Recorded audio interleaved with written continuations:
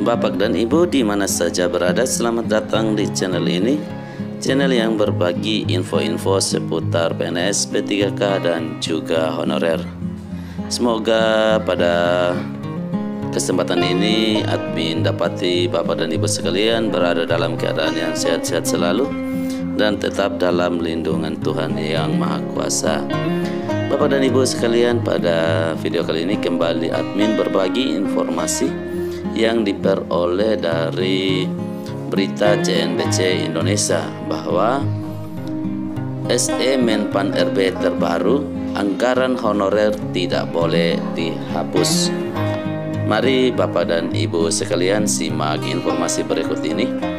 Namun sebelum admin melanjutkannya, admin berharap dukungan daripada Bapak dan Ibu sekalian untuk perkembangan channel ini dengan cara subscribe dan juga nyalakan loncengnya. Mari Bapak dan Ibu simak informasi berikut ini. Nasib tenaga non-aparatur sipil negara atau honorer masih dibahas antara pemerintah dan Dewan Perwakilan Rakyat atau DPR. Meski belum ada keputusan, namun langkah yang diambil nantinya tidak ada pemutusan hubungan kerja massal atau hal yang memberatkan keuangan negara.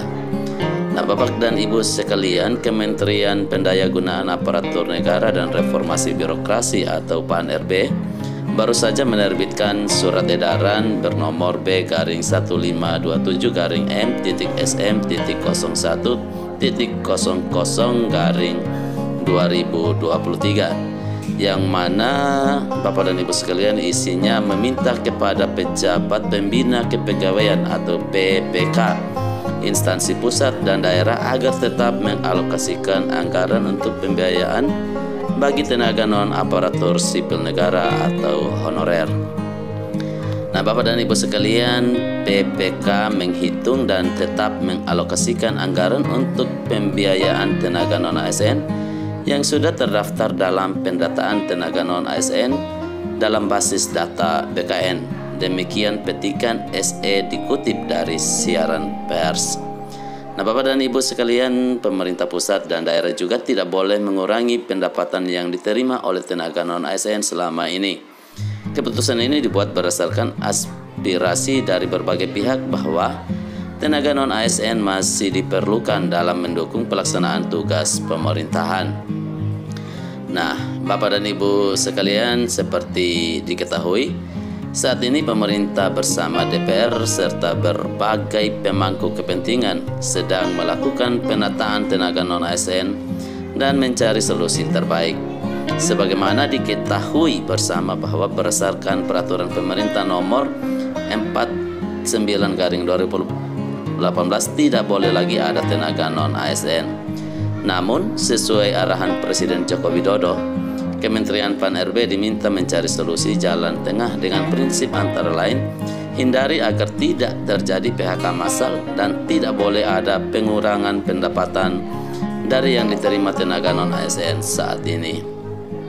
Nah, perlu Bapak Ibu ketahui juga bahwa jumlah tenaga non-ASN sendiri saat ini di pangkalan data Badan Kepegawaian Negara atau BKN mencapai 2,3 juta orang dari seluruh Indonesia. Nah, data tersebut diaudit Badan Pengawasan Keuangan dan Pembangunan atau BPKP agar valid karena pada beberapa sampel ditemukan data yang tidak sesuai kondisi di lapangan. Deputi Bidang SDM Aparatur Kementerian PAN-RB Alex Denny mengatakan, awalnya jumlah tenaga non-ASN diproyeksikan hanya tinggal sekitar 400.000 pada akhir 2022. Ternyata begitu didata jumlahnya mencapai 2,3 juta dengan mayoritas ada di pemerintah daerah. Dengan kondisi tersebut, sesuai arahan Presiden Jokowi, kami mencari jalan tengah, jangan ada PHK massal. Coba bayangkan 2,3 juta tenaga non-ASN tidak boleh lagi bekerja per akhir November 2023. Maka 2,3 juta non-ASN ini kita amankan dulu agar bisa terus bekerja, ujarnya. Sehingga lanjut Alex, beragam opsi dirumuskan. Skema-skemanya sedang dirumuskan bersama. Yang sudah final adalah kesepakatan tidak boleh ada PHK Bagaimana skemanya itu sedang dirumuskan dengan memperhatikan masukan berbagai pihak, jelas Alex. Nah, Alex juga menambahkan pedoman lain yang harus ditaati adalah memastikan pendapatan non-ASN tidak boleh berkurang dari yang diterima saat ini. Itu harus jadi pedoman, tidak boleh ada pengurangan pendapatan, ujarnya.